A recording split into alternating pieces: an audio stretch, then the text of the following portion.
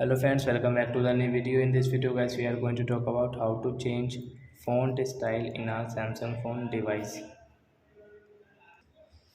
So friends, you want to change your font style in your Samsung phone, so guys you can change. And guys, now let's see how to change font style in our Samsung phone. In this video guys, I am going to show you. So guys, now let's see how to change font style in Samsung phone. So friends, first of all, open your phone setting to change your font style. Then guys, scroll and guys click on your display setting. Then guys scroll again and guys you can see your font size and style. So guys tap here, guys click on font style. So which style guys you like, and guys you want to download font style, so guys you can download from here. So example for what we will take this Samsung one, and guys come back. So if font style will change into Samsung one. So I hope friends you have understood how to change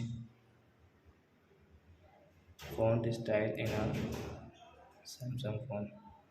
So that's it guys, thanks for watching. Now we will meet our next video with new topic. Before going guys, please go and like my video, subscribe my channel. Bye bye friends.